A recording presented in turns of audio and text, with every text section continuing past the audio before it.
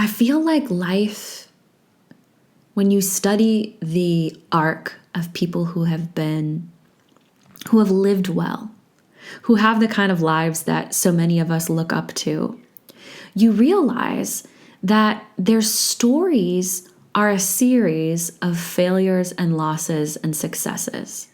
It's never all one thing. But in order for them to have that kind of beautiful, wild, exhilarating, exciting, successful life, they had to start somewhere. And if I'm perfectly honest with you, I've never allowed myself to be a beginner. Even when I was 4 years old, 3 years old maybe, my dad affectionately tells this story, but I feel like it's so indicative of my personality and never allowing myself to truly be a beginner. He took me to play tennis and he gave me a little racket and he said, "Okay, Jackie, I'm going to teach you how to play tennis." And I looked at him in the eyes with my racket in my hand and I said, "I already know how to play."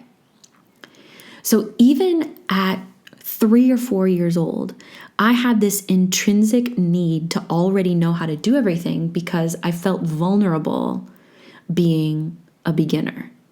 And again, with perfectionism too, I wanted to prove my worth.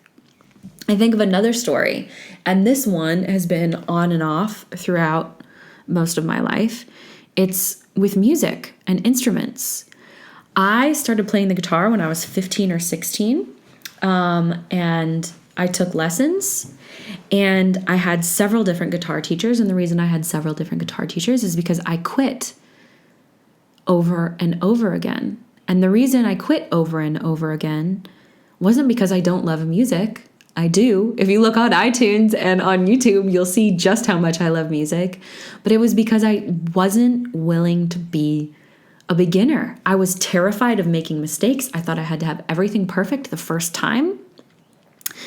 And instead of allowing myself to progress at a natural pace, as people do when they pick up a new skill, I gave myself this standard of having to be a savant, of like, well, Mozart wrote his first symphony at 4 years old, so I'm 16, I'm 12 years behind already.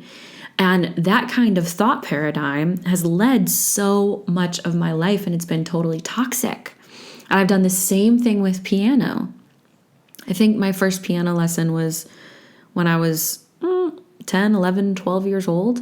And my aunt, who is a concert pianist and has played at Carnegie Hall and was trained in Vienna, was my piano teacher. And when I first started, she said, "You really have a gift for music."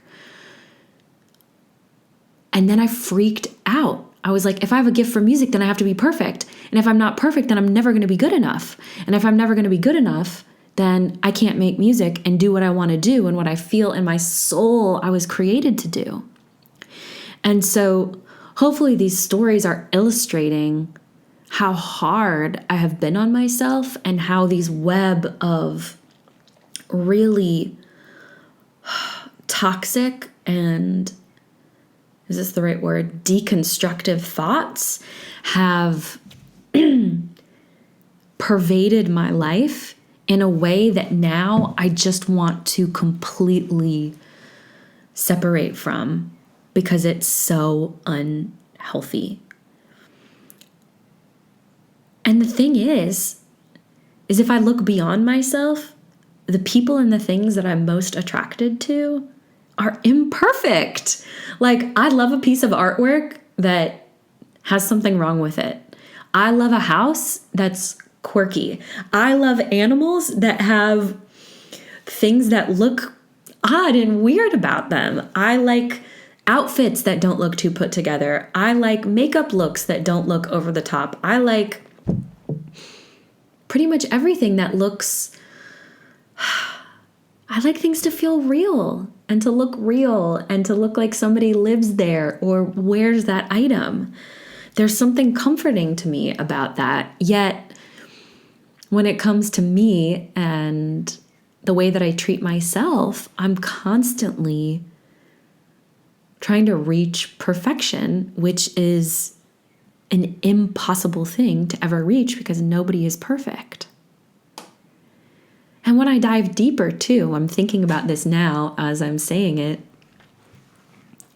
I feel like perfect is boring. Can you imagine sitting down and reading a novel where the heroine doesn't experience any failure or any kind of difficulty? That would be the most boring book in the world. Or a movie where the primary character sets their eyes on a goal and doesn't experience any kind of roadblock or tumultuous experience along the way. That movie wouldn't even hit the theaters. It wouldn't hit Netflix. It'd be too boring. That's not real life. Real life is messy and it's brutal and it's beautiful and it's worth living and it's also worth mourning. It's all of these feelings. And if we try and bottle them up and put them in a facade that appears perfect to the world, we're not only being dishonest with the world, which is not something that I'm a fan of. I think we should be honest. We're also being dishonest with ourselves, which causes a total disconnect between our hearts and our minds and our souls. And that disconnect causes so much angst in our lives, whether we understand it or not.